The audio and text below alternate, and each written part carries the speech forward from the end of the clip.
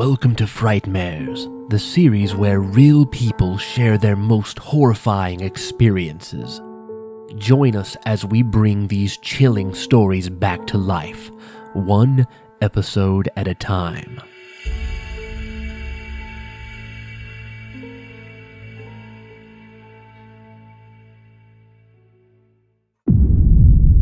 The following story is a true encounter sent to us by one of the viewers. I sat in my car, exhausted and eager to get home after another late shift at the pizza place. The night had been so busy, and all I wanted to do was get home, take a warm shower, and get in my cozy bed. But fate had a different plan for me that night. Halfway home, I suddenly realized that I had left my phone behind at work. While I was driving, I fumbled around in the passenger seat looking for my phone, and finally I remembered leaving it on the stainless steel table where we kept the pizza boxes. Annoyed with myself, I sighed and I made a sharp left turn onto some old deserted road that was adjacent to this huge cornfield. I decided to use the road to turn around and head back to the pizza place, and I was just going to have to make a 3-point turn on this itty-bitty road.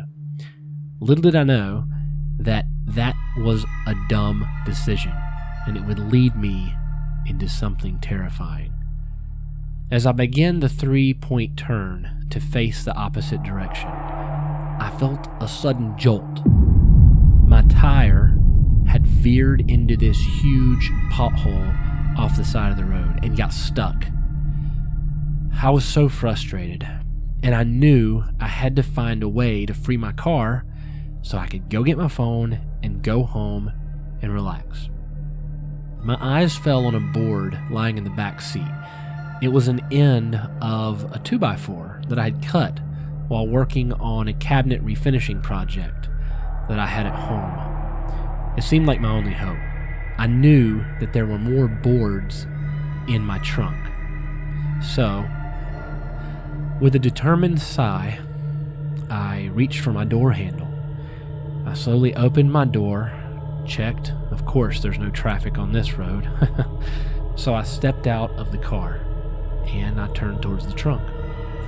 I approached the trunk and immediately started looking for the board I knew was in there. Unfortunately, I had some tarps that I had to move out of the way to find the board. I leaned in to uncover the board, and all of a sudden, I heard a terrifying noise. All of a sudden, the driver's side door slammed shut.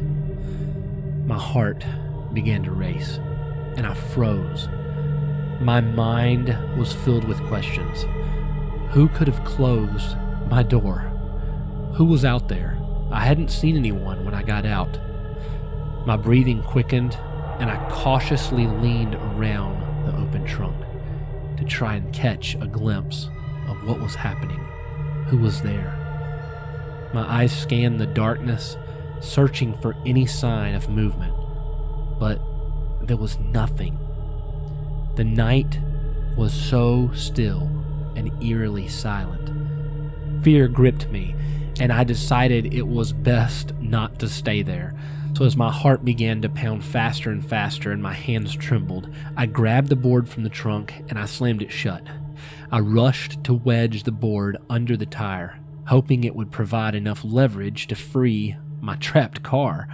Determined, I climbed back into the driver's seat, eager to escape this crazy situation. So I grabbed my keys and I put them in the ignition. Just as I turned the ignition, I prepared myself for a surge of relief, but that feeling was short-lived. As the car began to be put into gear by my right hand, I heard a chilling sound. The handle of the passenger side door being pulled and released, pulled and released repeatedly. The distinct noise echoed through the night air inside my car like a haunting rhythm, as if someone was desperately trying to get to me. Panic consumed me, and I had to make a quick decision. I couldn't leave the board behind, but I couldn't stay in the car either. I didn't know what to do. I needed to gather my courage and finish this 3-point turn without slipping into this crazy ditch or this hole. I needed to get away. Adrenaline coursing through my veins, I maneuvered the car frantically, jerking it back and forth in a desperate attempt to escape this nightmare. Forward and then backward, forward and then backward again. My hands gripped the steering wheel tightly, sweat streaming down my face as I fought to regain control. Finally, with a surge of relief, I made the last small turn to complete this maneuver. My tire was free, my heart pounded in my chest, and I let out a shaky breath,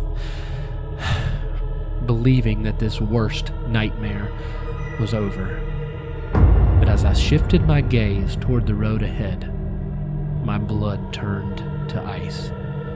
The car's headlights illuminated the cornfield, and in that fleeting moment, I saw a shadow cast against the stalks. It was the silhouette of a tall man wearing a straw hat. This sight sent a bone-chilling scream tearing from my throat. Without a second thought, I slammed my foot down on the gas pedal, the engine roaring to life finally, and I sped away from that nightmarish figure.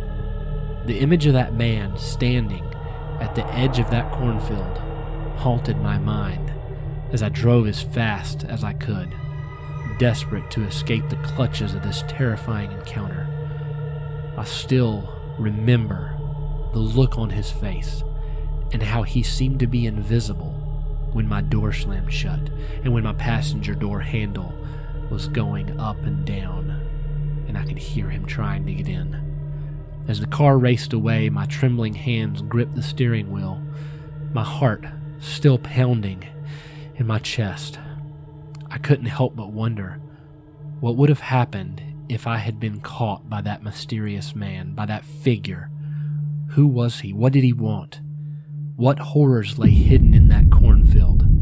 It was a question that would haunt me for the rest of my life, a constant reminder of the night I narrowly escaped from the clutches of unimaginable darkness. Thank you for watching. Join us again next time for another horrifying adventure. Remember to subscribe, like the video, share, and comment. Tell us what you were afraid of. We'll see you next time.